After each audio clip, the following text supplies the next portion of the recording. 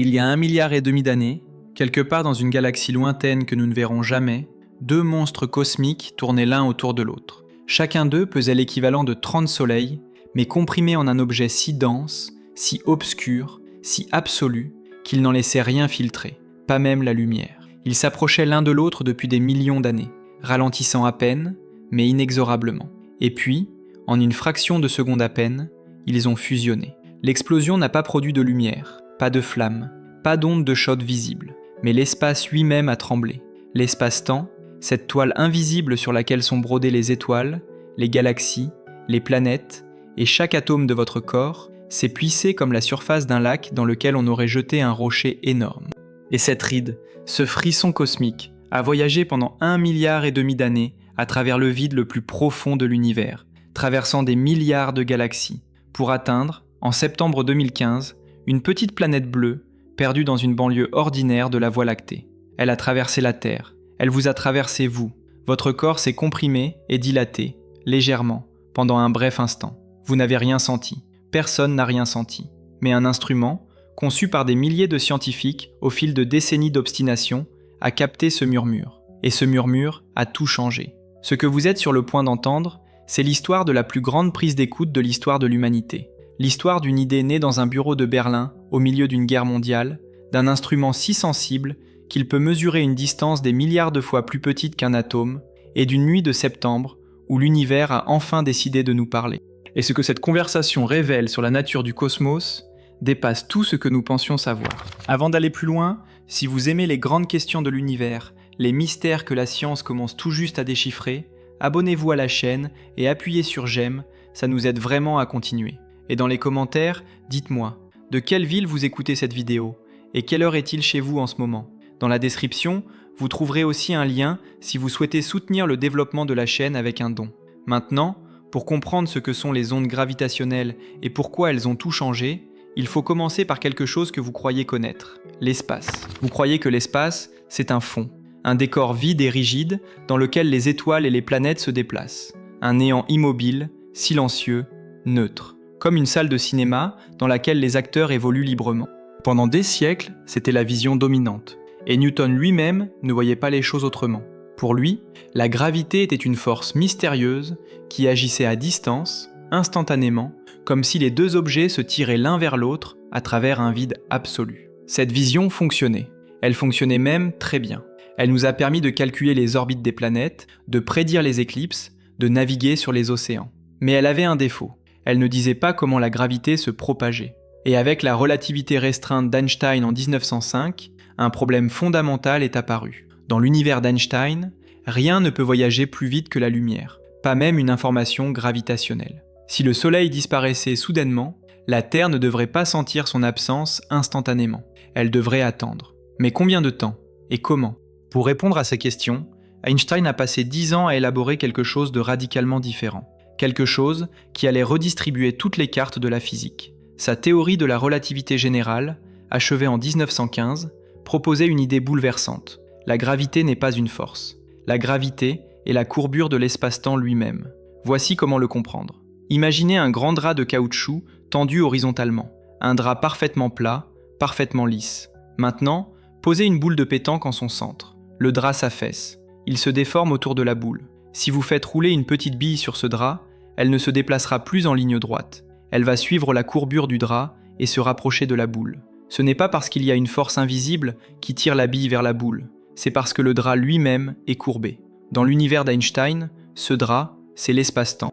Et les planètes, les étoiles, les galaxies, chaque objet massif déforme ce drap autour de lui. La Terre ne tombe pas vers le Soleil parce qu'une force l'attire. Elle tombe parce qu'elle suit la courbe naturelle de l'espace-temps que le Soleil a créé autour de lui. Ce que vous appelez la pesanteur, cette force qui vous maintient au sol en ce moment, n'est rien d'autre que vous qui suivez la courbure de l'espace-temps créée par la masse de la Terre. Cette idée est déjà vertigineuse. Mais Einstein ne s'est pas arrêté là. Si les objets massifs courbent l'espace-temps, que se passe-t-il quand ces objets se déplacent? Si vous bougez la boule de pétanque sur le drap de caoutchouc, la déformation se déplace avec elle. Mais sur un drap élastique, ce mouvement crée des rides, des ondulations qui se propagent à travers le tissu. L'espace-temps est élastique lui aussi. Quand une masse se déplace, et surtout quand elle s'accélère, la courbure qu'elle crée se propage sous forme d'ondulations. Ces ondulations, c'est ce qu'on appelle les ondes gravitationnelles. Elles ne sont pas de la lumière, elles ne sont pas des particules, elles ne sont pas des sons. Ce sont des rides dans la structure même de l'espace-temps, qui se déplacent à travers l'univers comme les cercles à la surface d'un étang. Et quand elles passent, elles font quelque chose d'extraordinaire. Elles compriment et étirent l'espace dans leur perpendiculaire, alternativement, dans deux directions. Si une onde gravitationnelle passait à travers vous maintenant, votre corps s'allongerait légèrement dans une direction et se comprimerait dans l'autre, puis l'inverse, puis de nouveau, à un rythme régulier. Ce serait une expérience étrange. Sauf que vous ne sentiriez absolument rien, parce que l'espace-temps dans lequel vous baignez se déforme uniformément. Votre corps, vos atomes, vos appareils de mesure, tout se déforme en même temps. Mesurer la déformation, c'est là que réside le vrai défi. L'espace-temps n'est donc pas un décor vide et rigide.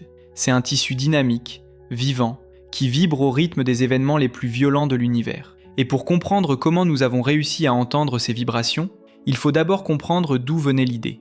Il faut retourner à Berlin, en 1916. L'année 1916 n'est pas une bonne année pour l'humanité. L'Europe est en guerre depuis 2 ans.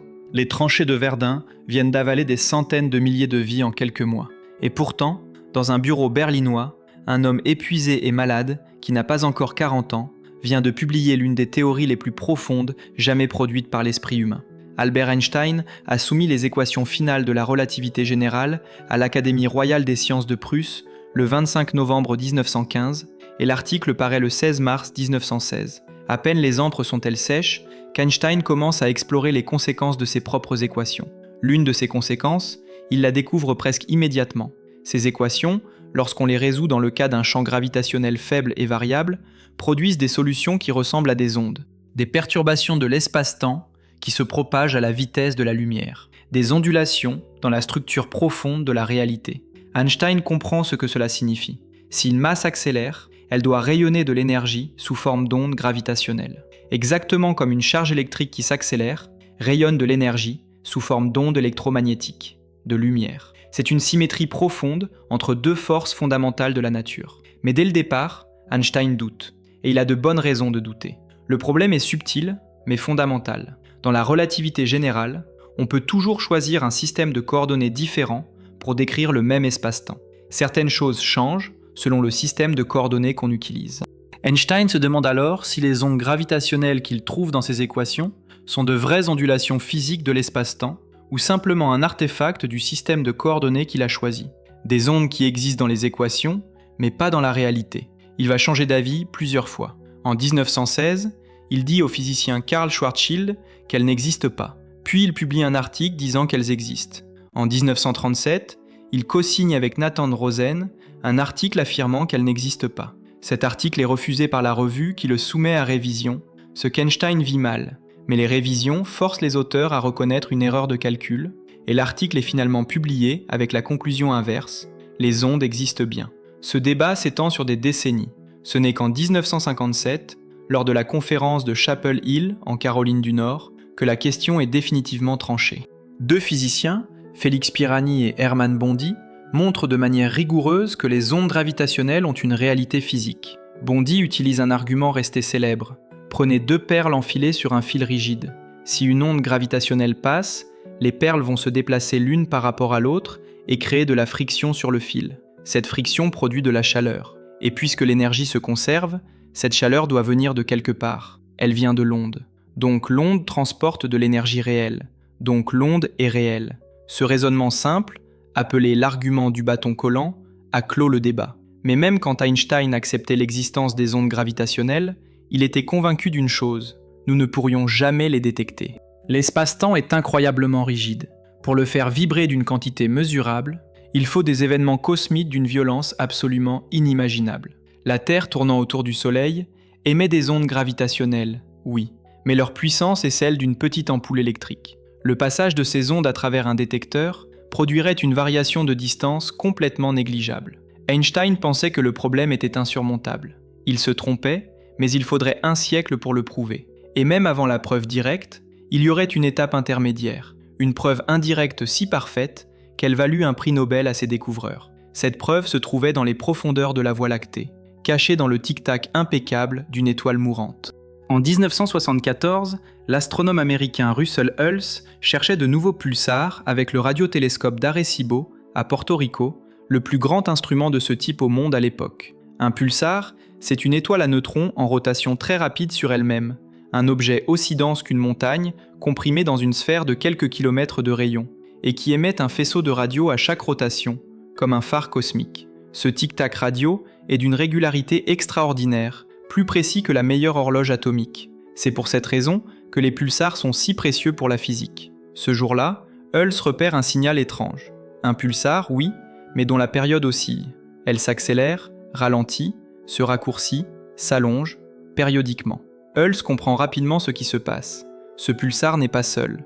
Il est lié gravitationnellement à un compagnon, une autre étoile à neutrons, et les deux tournent l'une autour de l'autre. Quand le pulsar se rapproche de nous dans son orbite, ces signaux arrivent plus vite. Quand ils s'éloignent, ils arrivent plus lentement, comme la sirène d'une ambulance qui change de tonalité selon qu'elle s'approche ou s'éloigne. C'est l'effet Doppler appliqué aux ondes radio. Hulse informe son directeur de thèse, Joseph Taylor, et ensemble ils se mettent à observer ce système. Ce qu'ils découvrent va les conduire, 20 ans plus tard, à Stockholm. Les deux étoiles à neutrons tournaient l'une autour de l'autre à une distance comparable à celle entre la Terre et la Lune, mais à des vitesses prodigieuses. Leur période orbitale était d'environ 8 heures. Chaque étoile pesait environ 1,5 fois la masse de notre Soleil. Et mois après mois, année après année, Taylor et ses collaborateurs mesuraient la période orbitale du système avec une précision croissante. Ils découvrent alors quelque chose de remarquable. L'orbite se rétrécit. Les deux étoiles se rapprochent l'une de l'autre. Leur période orbitale diminue, le système perd de l'énergie, et la question est, où va cette énergie ? La réponse, quand on applique les équations d'Einstein, est limpide. Le système perd exactement l'énergie qu'il devrait perdre s'il émettait des ondes gravitationnelles. Pas approximativement, pas à 10% près, exactement. La courbe de réduction de la période orbitale mesurée correspond à la courbe prédite par la relativité générale, avec une précision qui dépasse le centième de pourcent. C'est une confirmation extraordinaire. Certes, personne n'a encore détecté directement les ondes gravitationnelles, mais leur effet sur ce système binaire est visible à travers leur signature énergétique. Taylor et Hulse reçoivent le prix Nobel de physique en 1993 pour cette découverte. La communauté scientifique est convaincue. Les ondes gravitationnelles existent. Il ne reste plus qu'à les entendre directement. Mais pour ça, il faudrait construire quelque chose d'absolument sans précédent dans l'histoire de l'ingénierie humaine. L'orbite du système de Hulse-Taylor continue de se rétrécir. Dans 300 millions d'années, les deux étoiles fusionneront. Ce sera un événement violent, bref, et extraordinairement puissant. Et les ondes gravitationnelles qui en résulteront pourraient être détectées depuis la Terre. Mais pour l'heure, en 1974, la question n'est pas de savoir si les ondes gravitationnelles existent. La question est, peut-on construire un instrument capable de les mesurer directement ? Et cette question, à l'époque, semblait presque absurde. Le problème est le suivant. Quand une onde gravitationnelle passe à travers un détecteur, elle déforme l'espace. Elle étire les distances dans une direction et les comprime dans l'autre. Mais de combien ? Même pour les événements cosmiques les plus violents que l'on puisse imaginer, comme la fusion de deux trous noirs massifs, cette déformation est ridiculement petite. Si on prenait un bras de détecteur long de 4 km, l'onde gravitationnelle la plus puissante jamais détectée n'aurait déformé ce bras que d'une quantité beaucoup plus petite que le noyau d'un proton. Pour vous donner une idée, si vous pouviez placer un détecteur entre la Terre et Proxima du Centaure, l'étoile la plus proche de nous, à environ 4 années-lumière, une onde gravitationnelle typique déformerait cette distance d'environ 1 cm.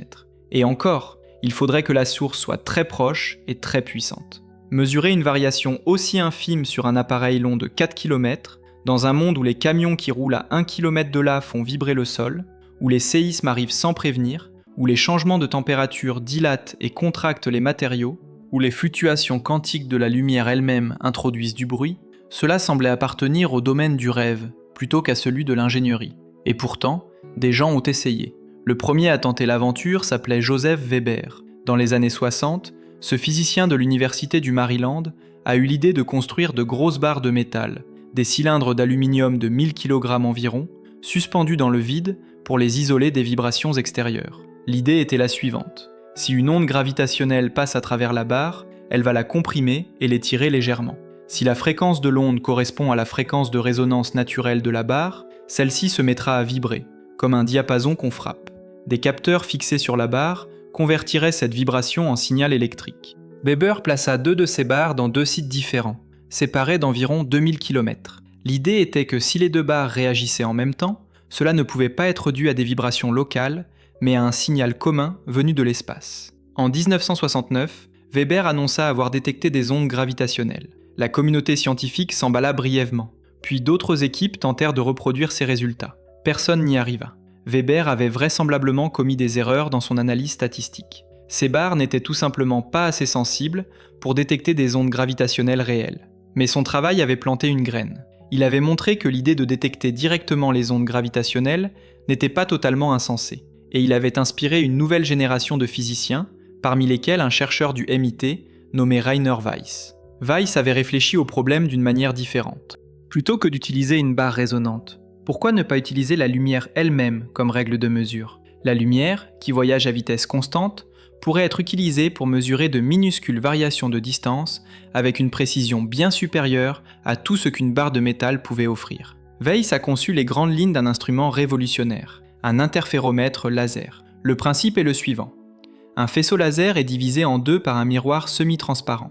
Les deux demi-faisceaux sont envoyés dans deux directions perpendiculaires le long de deux bras très longs. Au bout de chaque bras se trouve un miroir parfaitement réfléchissant. La lumière fait des allers-retours entre le miroir d'entrée et le miroir de bout de nombreuses fois pour accumuler de la distance. Puis les deux faisceaux sont recombinés. Si les deux bras ont exactement la même longueur, les deux faisceaux recombinés vont s'annuler mutuellement. C'est ce qu'on appelle l'interférence destructive. On voit noir. Mais si la longueur d'un bras change, même d'une infime fraction, les deux faisceaux ne s'annulent plus parfaitement. Un signal lumineux apparaît à la sortie. Et ce signal est proportionnel à la variation de longueur. L'astuce de génie est là. On règle l'instrument pour qu'en l'absence d'ondes gravitationnelles, les deux bras s'annulent parfaitement. On vit dans le noir absolu. Si une onde gravitationnelle passe, elle étire un bras et comprime l'autre. L'équilibre est rompu. Un signal apparaît. Et la forme de ce signal, sa durée, sa fréquence, contient toute l'information sur l'événement qui a produit l'onde. C'est ce principe qui est au cœur de LIGO, le Laser Interferometer Gravitational Wave Observatory. Deux détecteurs construits aux États-Unis, l'un à Livingston en Louisiane, l'autre à Hanford dans l'État de Washington, distant d'environ 3000 km. Chaque détecteur est un interféromètre en forme de L, avec deux bras de 4 km chacun. Mais ces 4 km sont trompeurs, grâce à un système de cavités optiques dans lesquelles la lumière fait des centaines d'allers-retours avant d'être recombinée. La distance effective parcourue par la lumière est de 1600 km dans chaque bras. C'est comme disposer d'un interféromètre géant de 1600 km dans chaque direction, sans avoir besoin de creuser un tunnel à travers le globe. Pour que cet instrument fonctionne, il faut résoudre une série de problèmes d'ingénierie qui semblent chacun insurmontables. D'abord, il faut isoler les miroirs de toute vibration extérieure. Un camion qui roule à 10 km de là fait vibrer le sol bien plus que le signal qu'on cherche à détecter. Les miroirs de LIGO sont suspendus à des pendules quadruples, une série de 4 étages de suspension qui amortissent les vibrations à mesure qu'on descend. Au dernier étage, les miroirs pèsent une quarantaine de kilogrammes chacun et sont suspendus par des fils de verre de silice fondu, plus fins que des cheveux humains, mais d'une résistance remarquable. Ce système est tellement efficace que l'environnement autour des miroirs est plus calme que s'il flottait dans l'espace. Ensuite, il faut créer le vide le plus parfait possible dans les tubes qui abritent les faisceaux laser, pour éviter que des molécules d'air ne dévient la lumière. Les tubes de LIGO contiennent un vide dont la pression est beaucoup plus basse que celle de l'espace interplanétaire. C'est l'un des plus grands volumes sous vide du monde. Les miroirs eux-mêmes sont polis avec une précision inégalée. Leur surface est si lisse que si on les agrandissait à la taille de la France, les plus grandes irrégularités seraient des bosses de quelques centimètres de hauteur. Et le laser lui-même doit être stabilisé avec une précision extraordinaire. Ces fluctuations de puissance doivent être maintenues bien en dessous du niveau du signal qu'on cherche. Tout cela a un prix. LIGO est le projet le plus coûteux jamais financé par la National Science Foundation américaine, avec un investissement total qui dépasse le $1 milliard. Mais avant d'arriver à ce résultat, il a fallu des décennies d'un chemin semé d'obstacles, de déceptions, et d'une foi obstinée dans quelque chose que personne n'avait encore jamais entendu. Rainer Weiss, Kip Thorne et Ronald Drever sont les pères fondateurs de LIGO. Weiss apporte l'idée de l'interféromètre laser et la rigueur de l'ingénieur qui connaît chaque source de bruit possible. Thorne apporte la vision théorique et la conviction que les sources astronomiques sont assez puissantes pour être détectées. Drever apporte les innovations techniques cruciales, notamment les cavités de Fabry-Perot, qui permettent à la lumière de faire des centaines d'allers-retours et d'accumuler la sensibilité nécessaire. En 1992, il fonde officiellement la collaboration LIGO, avec le soutien de Caltech et du MIT, après des années de travaux préparatoires menés séparément dans leurs deux institutions. Mais fonder une collaboration ne signifie pas construire un détecteur. Il faut encore convaincre les agences de financement, le Congrès américain et une communauté scientifique profondément sceptique. Pendant des années, les demandes de financement se heurtent à un mur. Les physiciens de la haute énergie, habitués aux accélérateurs de particules, sont sceptiques. Les astronomes traditionnels ne comprennent pas bien cet instrument qui ne ressemble à rien de connu. Des voix s'élèvent pour dire que l'argent serait mieux dépensé ailleurs. En 1986, la NSF finance une première étude de faisabilité. Les conclusions sont encourageantes, mais pas suffisantes. Il faut attendre 1990 pour que le Conseil national des sciences approuve la construction. En 1991, le Congrès vote les premiers crédits. En 1992, les sites de Hanford et Livingston sont choisis. En 1994, Barry Barish est nommé directeur et réorganise complètement la gestion du projet. Les installations sont construites entre 1994 et 1998. Les instruments sont installés et mis en service entre 1999 et 2002. La première prise de données scientifiques commence en 2002. Personne n'attend de détection immédiate, on sait que la sensibilité initiale est insuffisante. Mais on prend des données, on apprend à connaître l'instrument, à identifier les sources de bruit, à améliorer continuellement. Entre 2002 et 2010, plusieurs campagnes d'observation se succèdent. Silence. Aucun signal. Rien. En 2010, LIGO est fermé pour une rénovation profonde, destinée à multiplier la sensibilité par un facteur 10. Cela signifie que le volume d'univers scruté sera multiplié par 1000. On passe d'une sphère de 100 millions d'années-lumière de rayon à une sphère d'1 milliard d'années-lumière de rayon. Dans cette sphère élargie, les événements pouvant produire des signaux détectables deviennent soudain beaucoup plus nombreux. Les améliorations s'appellent Advanced LIGO. Elles prennent 5 ans. Les deux instruments reprennent les observations au début de l'année 2015, et c'est en septembre de cette même année que tout change. Parce que pendant toutes ces années, des centaines de chercheurs ont consacré leur carrière, parfois leur vie entière, à cet instrument qui n'avait encore rien détecté. Des ingénieurs qui ont passé des décennies à polir des miroirs, à ajuster des suspensions, à chasser des sources de bruit microscopiques. Des physiciens qui avaient commencé leur thèse en croyant que la détection aurait lieu de leur vivant et qui ont pris leur retraite sans l'entendre. Cette obstination collective face au vide, cette foi dans quelque chose que personne n'avait jamais vu, est l'une des grandes histoires de la science moderne. Et ce qui la rend encore plus belle, c'est ce qui s'est passé le matin du 14 septembre 2015. Advanced LIGO vient tout juste de reprendre les observations. L'équipement est nouveau. Les détecteurs ont été améliorés. Mais les observations scientifiques officielles ne sont pas encore commencées, on est en phase de rodage. En ce lundi matin, à 4h50 du matin heure locale à Livingston en Louisiane, les miroirs de l'interféromètre se mettent à osciller. Le signal ne dure qu'une fraction de seconde. Il monte en fréquence, monte en amplitude, puis disparaît. Quelques millièmes de seconde plus tard, exactement le temps que met la lumière à voyager entre les deux sites, les miroirs de Hanford, dans l'état de Washington, oscillent de la même façon. L'ordinateur qui analyse les données en temps réel détecte une coïncidence entre les deux sites en moins de 3 minutes. Il envoie une alerte automatique à tous les membres de la collaboration. C'est Marco Drago, un chercheur italien en post-doctorat à l'Institut Max Planck de physique gravitationnelle à Hanovre, qui reçoit l'alerte le premier en Europe, alors que le signal arrive au moment du déjeuner outre-Atlantique. Il regarde le signal, il voit quelque chose qui semble trop parfait, trop beau pour être vrai. Dans la collaboration LIGO, des signaux artificiels sont parfois injectés dans le système pour tester la capacité des chercheurs à les identifier. Seulement 4 personnes dans toute la collaboration savent quand ces injections sont faites, et Drago n'en fait pas partie. Quand les chercheurs du LAL, en France, rentrent de leur pause déjeuner et lisent l'alerte, leur premier réflexe est le même. Selon les témoignages du CNRS, l'un d'eux dira « Le signal avait l'air trop beau pour être vrai, il était tellement fort qu'il se voyait à l'œil nu. » 1 heure après l'alerte, un second message arrive de Drago. Il ne s'agit pas d'une injection artificielle. Les instruments LIGO ne sont pas encore équipés pour ces injections en mode advanced. Tout a fonctionné correctement. Ce que les détecteurs ont enregistré, c'est un signal qui monte en fréquence et en amplitude pendant 1/5 de seconde environ, comme le gazouillis d'un oiseau qui grimpe vers l'aigu. Ce gazouillis, les astrophysiciens lui ont donné un nom anglais, le chirp. C'est exactement la forme d'onde que les théoriciens avaient prédit depuis des décennies pour 2 objets massifs en train de spiraler l'un vers l'autre, en s'approchant de plus en plus vite avant de fusionner en un instant final. La forme du signal permet de remonter aux caractéristiques de la source. 2 trous noirs, l'un d'environ 36 masses solaires, l'autre d'environ 29, situés à plus d'1 milliard d'années-lumière de nous. Ils ont fusionné en un trou noir de 62 masses solaires. Il manque 3 masses solaires dans le bilan. Ces 3 masses solaires ont été converties en énergie pure, emportées par les ondes gravitationnelles, en une fraction de seconde. Pendant cet instant de fusion, la puissance rayonnée a dépassé 10 fois la luminosité combinée de toutes les étoiles de tout l'univers observable.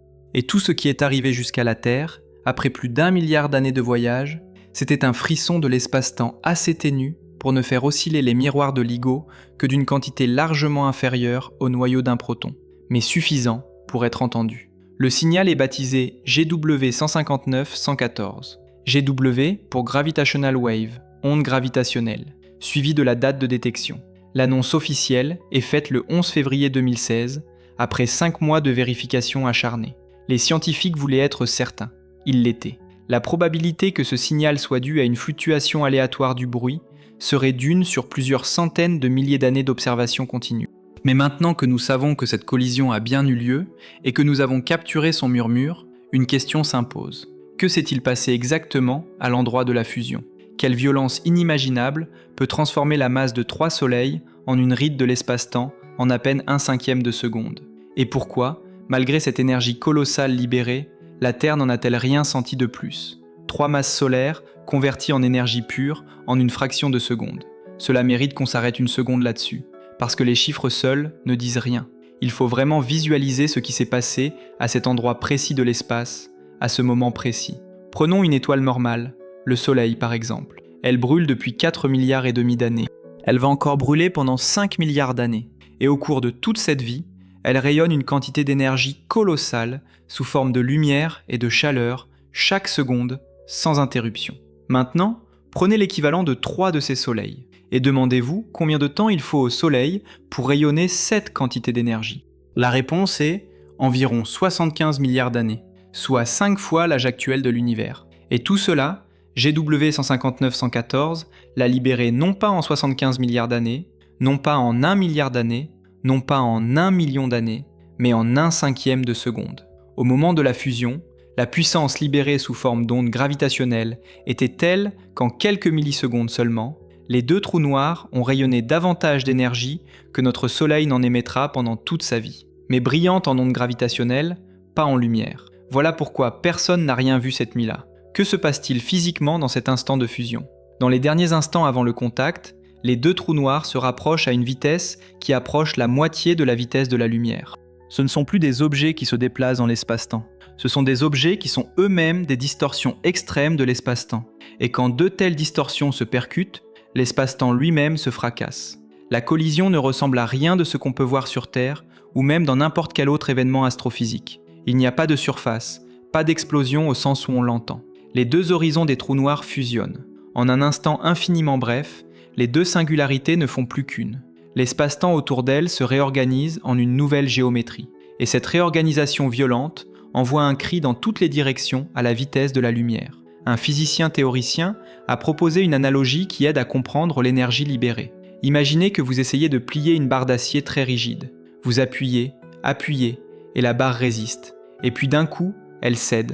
Toute l'énergie accumulée dans cette résistance est libérée en une fraction de seconde sous forme d'une onde qui se propage dans le métal, d'un bruit, d'une vibration.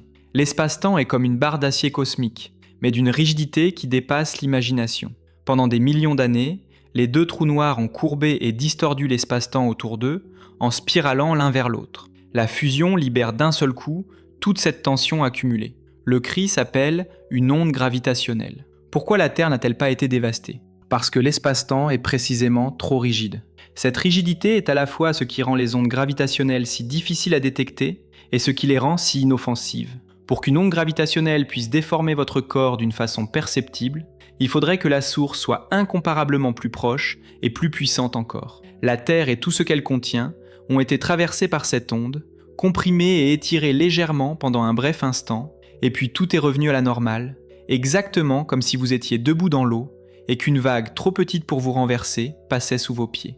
L'événement a courbé l'espace entre les miroirs de LIGO d'une distance des milliers de fois plus petite qu'un noyau atomique. C'est tout ce qu'il reste, après plus d'1 milliard d'années de voyage, d'une source dont la puissance dépasse tout ce que l'univers a jamais produit en lumière. Et cela suffit à nous raconter une histoire. La physique de cet instant de fusion, une fois extraite du signal, révèle des détails extraordinaires. Les masses respectives des deux trous noirs, leur vitesse de rotation, la distance qui les séparait dans leur dernier instant, la masse et le spin du trou noir résultant. Toute cette information est encodée dans les quelques dixièmes de seconde du signal Chirp, comme une signature unique d'un événement unique. Et lire cette signature n'est pas une anecdote. C'est le début d'une toute nouvelle façon de lire l'univers. Une façon qui allait trouver sa confirmation la plus spectaculaire 2 ans plus tard, au cours d'un événement qui ne ressemblait en rien à GW 159-114, et qui allait pour la première fois doter les ondes gravitationnelles d'une contrepartie visible. Le 17 août 2017 est un jeudi. Il est 12h41, temps universel coordonné, quand les 3 détecteurs d'ondes gravitationnelles actifs ce jour-là, les 2 LIGO et Virgo qui vient tout juste de rejoindre le réseau, captent simultanément un signal d'une durée remarquable, presque 100 secondes. C'est long. Les fusions de trous noirs ne durent qu'une fraction de seconde. 100 secondes, cela indique que les objets impliqués sont beaucoup moins massifs, qu'ils spiralent beaucoup plus lentement l'un vers l'autre avant la fusion finale. L'analyse est immédiate. Les masses sont de l'ordre d'1 à 2 fois celle du Soleil. Ce ne sont pas des trous noirs, ce sont des étoiles à neutrons. Une étoile à neutrons est l'objet le plus dense de l'univers après un trou noir. C'est le cœur comprimé d'une étoile massive qui a explosé en supernova. Toute la masse d'une étoile environ 10 fois plus lourde que le Soleil, concentrée dans une sphère d'une douzaine de kilomètres de diamètre. La densité est telle qu'une cuillère à café de matière d'étoile à neutrons pèserait autant que toutes les montagnes de la Terre réunies. Ces objets extraordinaires contiennent une matière dans un état que nos laboratoires ne pourront jamais reproduire. Et quand 2 d'entre eux fusionnent, quelque chose de fondamentalement différent se passe par rapport à 2 trous noirs. Les étoiles à neutrons ne sont pas noires, elles ont de la matière. Et quand elles se percutent, cette matière est éjectée dans l'espace environnant, dans une explosion visible. À 1 seconde et 74 centièmes après le signal d'onde gravitationnelle, un sursaut de rayons gamma est détecté par le télescope spatial Fermi et par le satellite Intégral dans la même direction du ciel. Ce délai d'1 seconde et quelques correspond au temps qu'il faut à la lumière pour sortir de l'environnement dense de la collision après la fusion. En moins de 2 secondes, 2 types de signaux complètement différents, les ondes gravitationnelles qui voyagent à travers l'espace-temps et les rayons gamma qui voyagent à travers l'espace, tous 2 issus du même événement, ont été captés.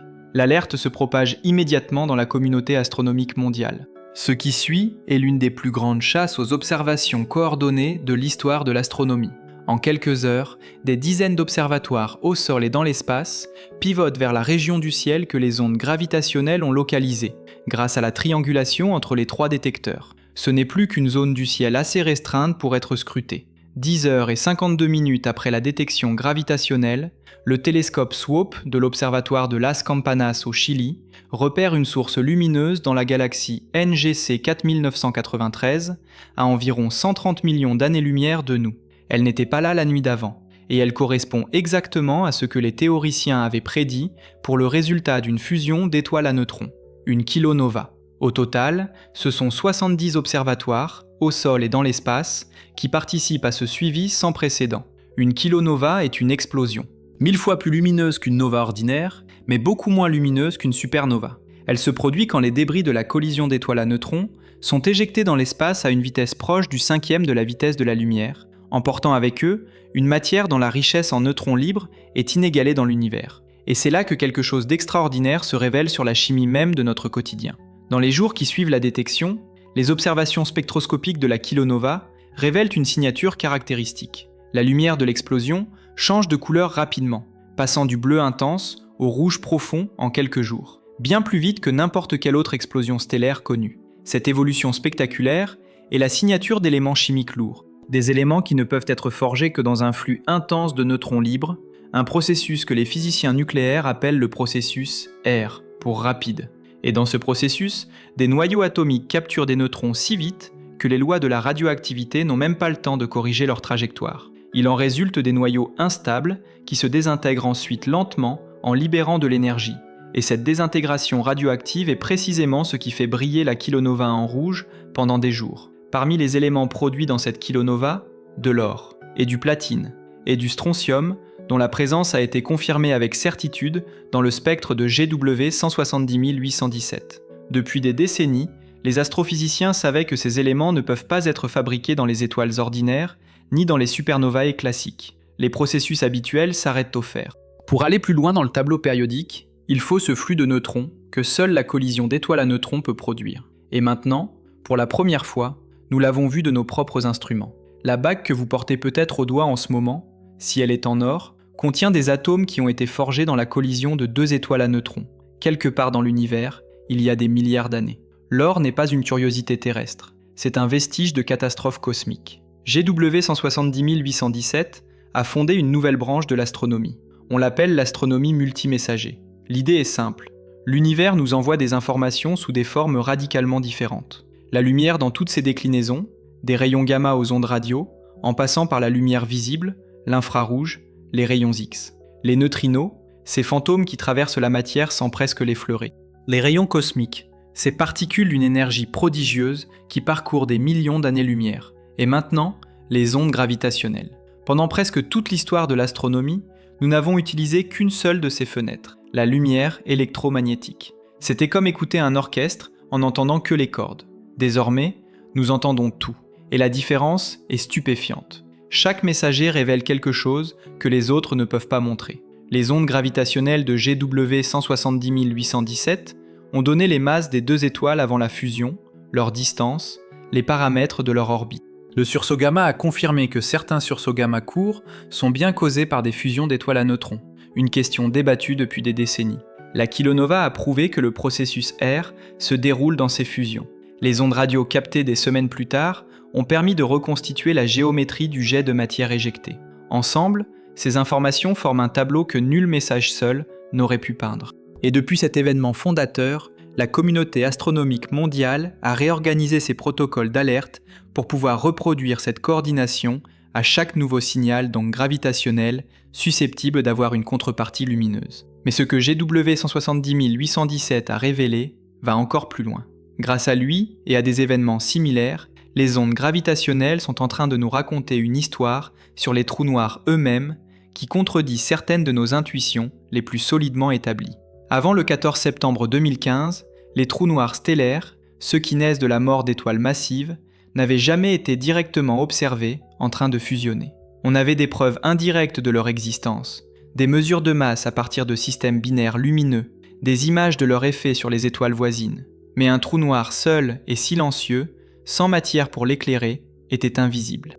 La seule façon de le voir, c'était précisément quand il faisait ce qu'un trou noir fait le mieux, détruire et engloutir. Et même dans ce cas, ce qu'on observait, c'était la lumière de la matière qui tombait, pas le trou noir lui-même. Avec LIGO, pour la première fois, on observe directement le trou noir lui-même, pas à travers la lumière de ce qui l'entoure, mais à travers les ondulations qu'il crée dans l'espace-temps par sa seule présence et par son mouvement.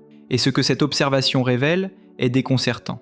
Quand on examine le premier catalogue exhaustif des événements détectés, qui couvre les premières années d'opération de LIGO et Virgo, plusieurs anomalies sautent aux yeux. D'abord, les masses. Les modèles d'évolution stellaire que nous avions construits au fil des décennies prédisaient que les trous noirs de masse stellaire devraient se former principalement dans une plage de masse relativement restreinte. Pas trop petit, car les étoiles à neutrons prennent déjà les petites masses. Et surtout pas trop grand, car au-delà d'un certain seuil, une instabilité particulière dans le cœur des étoiles massives, appelée instabilité de paire, doit empêcher la formation d'un trou noir en détruisant complètement l'étoile lors de l'explosion. Cette zone interdite s'étend approximativement de 60 à 130 masses solaires. Et pourtant, GW 190 521, détecté en mai 2019, montre la fusion de deux trous noirs dont l'un pesait dans cette zone interdite. Et le résultat était un trou noir de 142 masses solaires, appartenant à une classe dite intermédiaire que l'on avait théorisée mais jamais directement observée.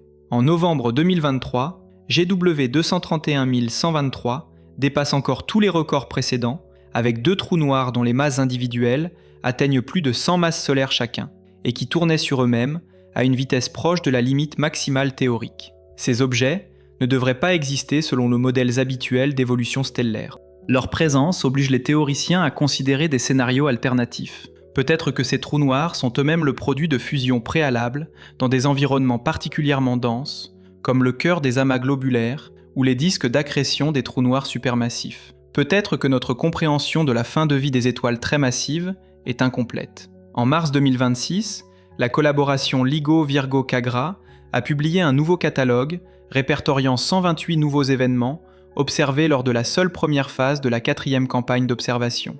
Plus de 100 fusions de trous noirs en moins d'1 an. Ce qui était autrefois un miracle unique est devenu une routine. On parle de fusions détectées presque toutes les semaines. Et chaque nouvelle détection ajoute une entrée dans notre atlas des trous noirs, révélant une diversité de masses, de spins, d'orientations, qui dépasse largement ce que les théoriciens anticipaient. Nous ne résolvons pas des mystères, nous en découvrons de nouveaux à un rythme que personne n'avait prévu. Il y a aussi ce mystère qui subsiste sur la nature même des objets impliqués dans certaines fusions. Plusieurs événements montrent des objets dont les masses se situent dans une zone floue entre les étoiles à neutrons les plus lourdes et les trous noirs les plus légers. Avant LIGO, cette zone semblait vide. Les observations astronomiques classiques n'y avaient rien trouvé. Maintenant, les ondes gravitationnelles y découvrent des objets dont on ne sait pas avec certitude ce qu'ils sont. Des trous noirs très légers, des étoiles à neutrons extraordinairement lourdes, quelque chose d'autre, et pour les identifier, on a besoin non seulement de mesurer leur masse, mais de comprendre à quelle vitesse les ondes gravitationnelles elles-mêmes voyagent, parce que cette vitesse contient une information fondamentale. GW 170 817 a apporté la réponse à une question que les physiciens se posaient depuis des décennies, avec une précision que personne n'avait encore obtenue. Les ondes gravitationnelles voyagent-elles à exactement la même vitesse que la lumière ? Dans la relativité générale d'Einstein, la réponse est oui, par définition. Mais de nombreuses théories alternatives de la gravité, proposées pour expliquer certains phénomènes cosmiques non résolus, comme l'énergie noire ou l'accélération de l'expansion de l'univers, prédisent que ces deux vitesses pourraient légèrement différer. Même une différence minuscule, accumulée sur des millions ou des milliards d'années de voyage, conduirait à une arrivée décalée entre les ondes gravitationnelles et les rayons gamma d'un même événement.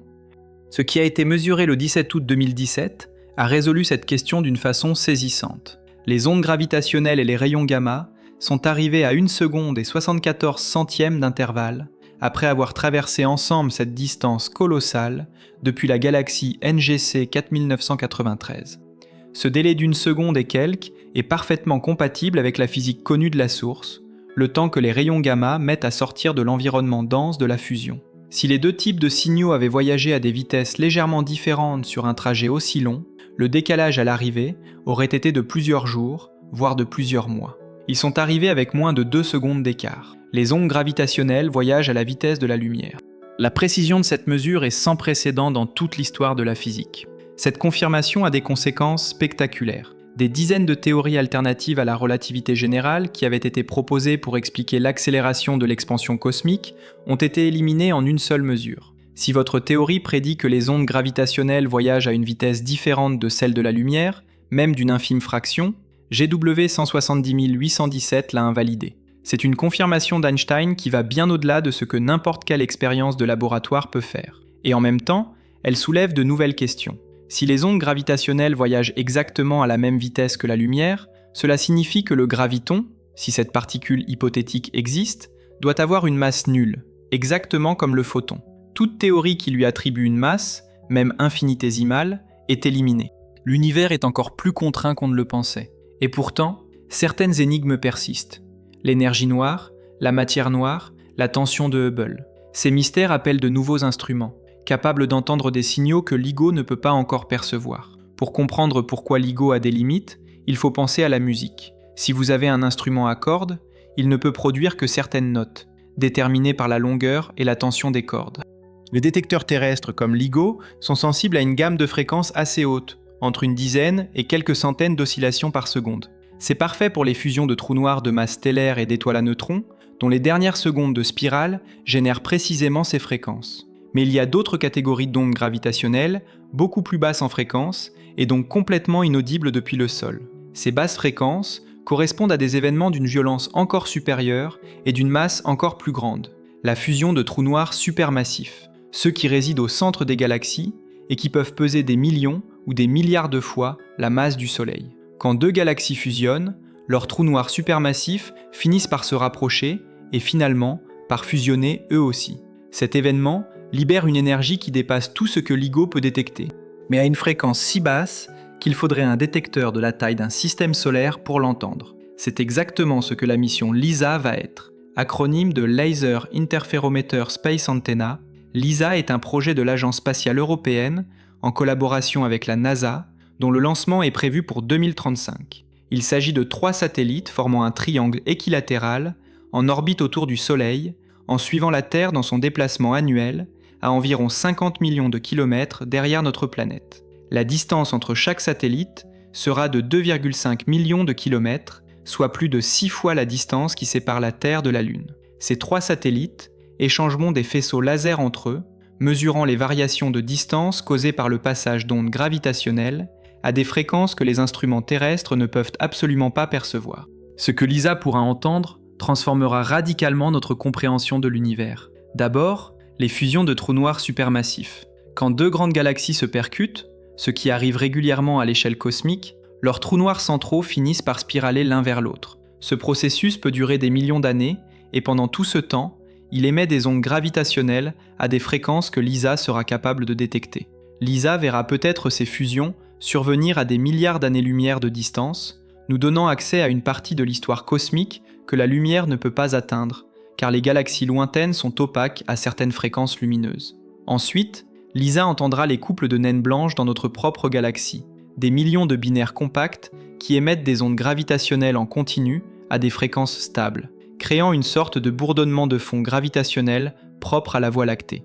Ce bourdonnement lui-même est une source d'informations sur la structure et l'histoire de notre galaxie. Mais l'objectif ultime de LISA, celui qui fait rêver les cosmologistes, est d'écouter les ondes gravitationnelles primordiales, celles qui pourraient avoir été générées dans les tout premiers instants de l'univers, lors de transitions de phase dans la matière ultra chaude de l'univers naissant, ou lors d'événements encore plus exotiques, liés aux cordes cosmiques ou à d'autres reliques de la physique des hautes énergies. Ces ondes seraient les témoins les plus anciens de l'histoire du cosmos, émises bien avant que la première étoile ne s'allume, avant même que les atomes ne se forment. La lumière la plus ancienne que nous puissions voir, le fond diffus cosmologique, nous montre l'univers tel qu'il était 380 000 ans après le Big Bang. Les ondes gravitationnelles primordiales, si elles existent et si on peut les détecter, nous montreraient l'univers dans ses premières fractions de seconde. Mais l'attente de LISA ne signifie pas qu'on est sans nouvelles à basse fréquence. Il existe déjà un autre type de détecteur gravitationnel, d'une conception radicalement différente, qui fonctionne aujourd'hui et qui a déjà produit sa première grande découverte. Ce détecteur n'est pas construit dans un laboratoire, il s'étend sur toute la galaxie, et il utilise des étoiles mourantes elles-mêmes comme capteurs. Les réseaux de chronométrie des pulsars, ou pulsar timing arrays, utilisent les pulsars millisecondes, ces étoiles à neutrons qui tournent sur elles-mêmes des centaines de fois par seconde, avec une régularité extraordinaire, comme une galerie d'horloges naturelles dispersée dans toute la Voie lactée.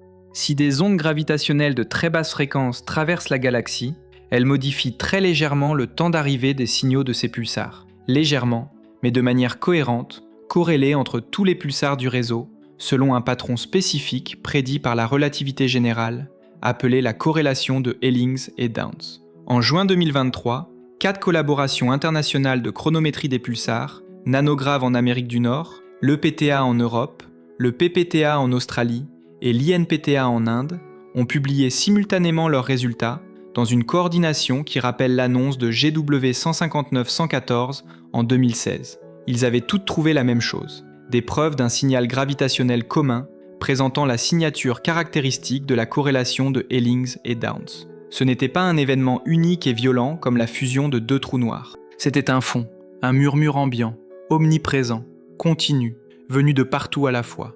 Un bourdonnement de basse fréquence qui parcourt toute la galaxie, toujours. Et ce bourdonnement, de quoi est-il fait ? C'est là que l'histoire devient vraiment vertigineuse. Ce bourdonnement, que les pulsars ont capté en 2023, ce n'est pas le signal d'un événement unique comme la fusion détectée en 2015. C'est quelque chose de fondamentalement différent. C'est la somme de tout.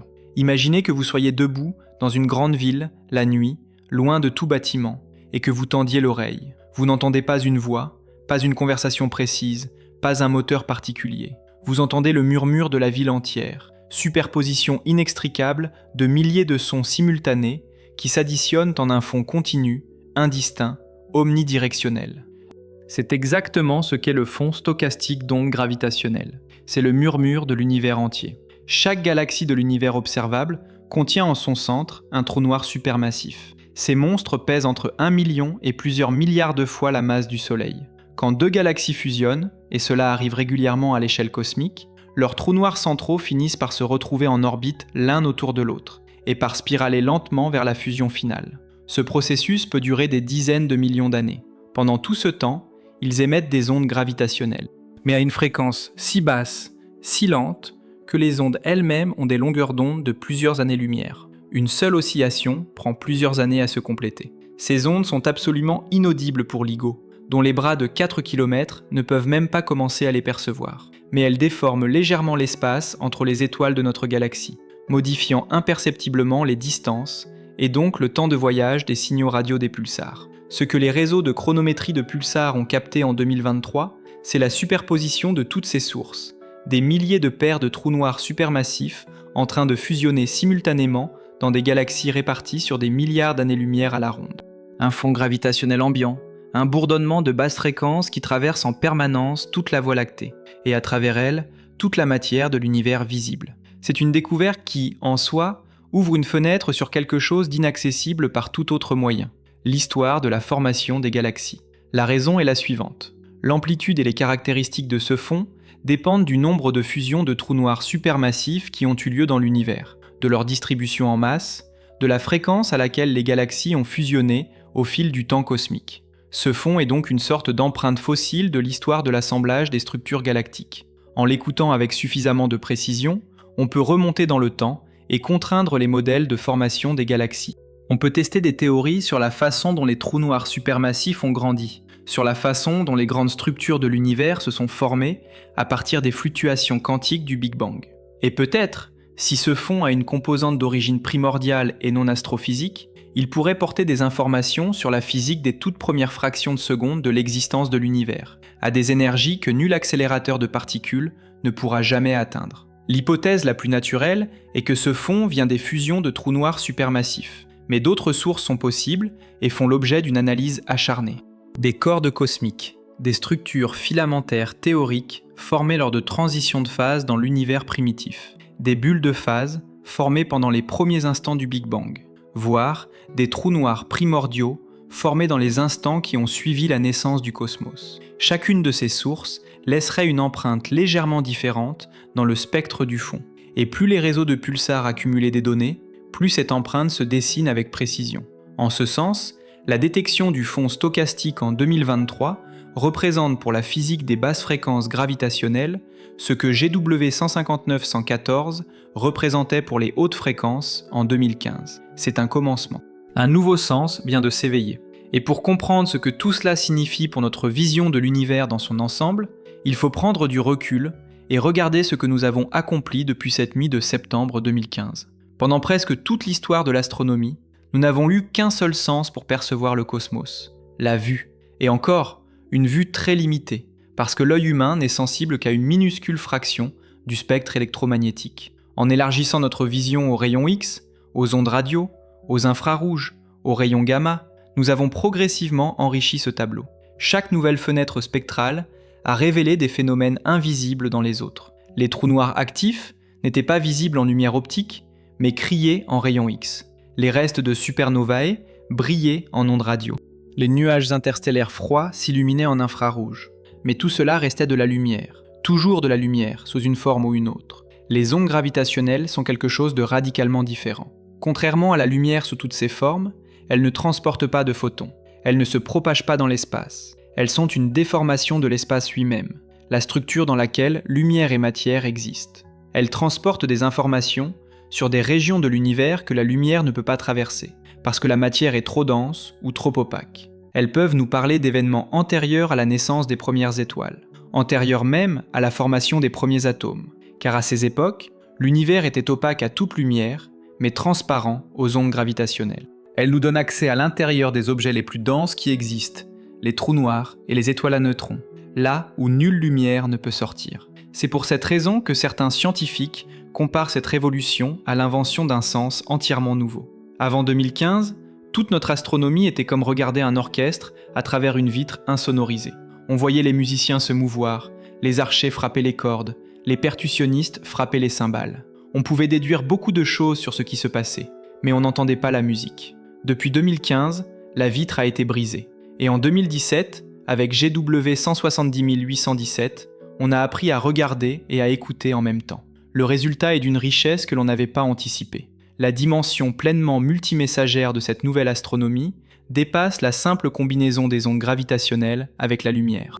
Elle implique aussi les neutrinos, ces particules fantômes qui traversent la matière sans presque interagir avec elle, et qui sont émis en quantité colossale lors de certains événements cosmiques violents, notamment les supernovas à effondrement de cœur. Si jamais une étoile massive explose en supernova dans notre galaxie, les neutrinos arriveront sur Terre quelques heures avant la lumière de l'explosion, parce qu'ils s'échappent de l'intérieur de l'étoile en effondrement bien avant que la lumière ne perce l'enveloppe stellaire. En combinant ce signal de neutrinos, les ondes gravitationnelles de l'effondrement et la lumière de l'explosion qui suit, on aura une vision à 3 dimensions d'un événement qui est l'un des plus violents de l'univers local. Cette opportunité, la communauté astronomique mondiale s'y prépare activement.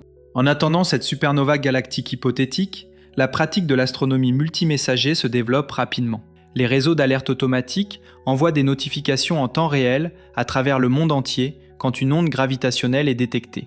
Des centaines de télescopes, au sol et dans l'espace, peuvent pivoter automatiquement vers la région du ciel localisée par les détecteurs. Des protocoles de coordination internationale garantissent que le spectre électromagnétique le plus large possible est scruté dans les minutes et les heures qui suivent. Cette infrastructure planétaire, qui n'existait pas avant 2015, est devenue l'une des infrastructures scientifiques les plus sophistiquées jamais construites par l'humanité, et elle commence à peine à révéler son potentiel. Car au cœur de cette révolution multimessagère se cache l'une des questions les plus fondamentales que la cosmologie contemporaine puisse poser. À quelle vitesse l'univers s'étend-il ? Et pourquoi les différentes méthodes pour mesurer cette vitesse ne s'accordent-elles pas ? Voici le problème. L'univers est en expansion depuis le Big Bang.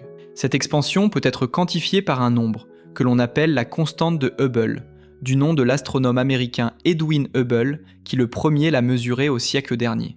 Ce nombre nous dit à quelle vitesse les galaxies s'éloignent les unes des autres en fonction de leur distance. Si on mesure la constante de Hubble, on peut reconstituer l'histoire de l'expansion, comprendre le rôle joué par la matière noire et l'énergie noire, et même prédire le destin ultime du cosmos. Le problème est que 2 grandes familles de méthodes pour mesurer cette constante donnent des résultats qui ne s'accordent pas, et la divergence est trop grande pour être attribuée à des erreurs de mesure. La première famille part du fond diffus cosmologique, la lumière la plus ancienne de l'univers, et remonte l'histoire de l'expansion depuis les origines. Elle donne une valeur de la constante de Hubble. La seconde famille mesure directement les distances et les vitesses de galaxies proches, en utilisant des étoiles variables et des supernovas comme étalons de distance. Elle donne une valeur significativement plus élevée.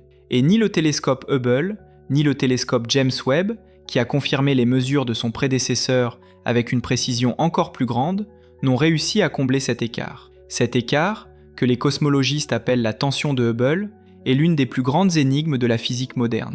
Si elle est réelle, et tout semble indiquer qu'elle l'est, alors soit notre modèle standard de cosmologie est incomplet, soit il y a une nouvelle physique que nous n'avons pas encore découverte. C'est ici que les ondes gravitationnelles entrent en jeu d'une façon entièrement nouvelle. Dès la détection de GW 170817, il a été possible d'extraire la distance de la source directement depuis les ondes gravitationnelles, sans passer par aucun étalon de distance astronomique.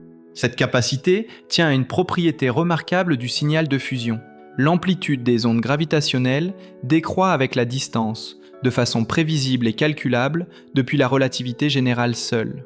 En combinant cette distance gravitationnelle avec la vitesse de récession de la galaxie haute mesurée optiquement, on obtient une mesure de la constante de Hubble complètement indépendante des 2 familles de méthodes en conflit. Les ondes gravitationnelles sont des sirènes standards, pour reprendre le terme technique. Elles portent en elles-mêmes leurs propres règles de mesure. La mesure issue de GW 170817 était encore entachée d'une incertitude trop grande pour trancher. Mais à mesure que le nombre de détections augmente, que chaque nouvelle kilonova ou fusion avec contrepartie lumineuse ajoute un point de mesure, la précision s'améliore. Et des équipes utilisent même le fond stochastique d'ondes gravitationnelles, la superposition de toutes les fusions non résolues, comme une mesure indépendante supplémentaire via ce qu'on appelle la méthode des sirènes stochastiques. Les calculs indiquent que dans les années à venir, cette méthode pourrait atteindre une précision suffisante pour enfin trancher la tension de Hubble. Si la valeur obtenue par les ondes gravitationnelles s'aligne avec l'une des 2 familles plutôt que l'autre, ce sera un verdict sans appel. Si elle tombe entre les deux, ou ailleurs, cela ouvrira la porte à une révision encore plus profonde de notre cosmologie. Ce que tout cela signifie finalement est vertigineux à contempler. Il y a à peine 10 ans, nous n'avions encore jamais directement observé une onde gravitationnelle. Nous n'avions jamais entendu le son d'une fusion de trous noirs. Nous n'avions aucun moyen de voir l'univers autrement qu'en lumière. Aujourd'hui, nous avons un catalogue de plusieurs centaines de fusions. Nous avons entendu le bourdonnement de fond de tous les trous noirs supermassifs de l'univers observable. Nous avons vu l'or se forger dans l'instant d'une catastrophe cosmique. Nous avons mesuré la vitesse des ondes gravitationnelles avec une précision qui a éliminé des dizaines de théories alternatives à Einstein. Nous avons découvert des trous noirs qui, selon nos théories, ne devraient pas exister. Et nous commençons à utiliser ces ondes pour mesurer le taux d'expansion de l'univers d'une façon que personne n'avait jamais pu faire avant. La science a parfois l'habitude de répondre à une question en soulevant 10 nouvelles. L'astronomie gravitationnelle ne déroge pas à cette règle. Elle nous a apporté des réponses que nous attendions depuis un siècle et elle a ouvert des abîmes de questions dont nous ne soupçonnions pas l'existence. Les trous noirs dans la zone interdite, la nature exacte du fond stochastique, le mystère de la tension de Hubble, la possibilité d'ondes primordiales venues du Big Bang lui-même. Tout cela est devant nous, pas derrière. L'univers n'a pas été silencieux jusqu'en 2015. Il parlait depuis toujours, ce sont nos oreilles qui manquaient. Nous venons de les ouvrir. Ce que nous allons entendre dans les décennies à venir pourrait changer notre vision de la réalité aussi radicalement que Galilée a changé la vision du cosmos en pointant sa lunette vers le ciel pour la première fois. La différence, c'est que cette fois, nous ne regardons plus simplement, nous écoutons. Si cette exploration de l'une des révolutions scientifiques les plus profondes de notre époque vous a fasciné, aidez-nous à continuer en appuyant sur j'aime et en vous abonnant à la chaîne. Chaque abonnement compte vraiment, à la science assoupie de produire de nouvelles vidéos sur les grands mystères du cosmos. Et si vous souhaitez soutenir le développement de la chaîne plus directement, vous trouverez dans la description un lien pour faire un don. C'est une aide précieuse qui nous permet de continuer ce travail.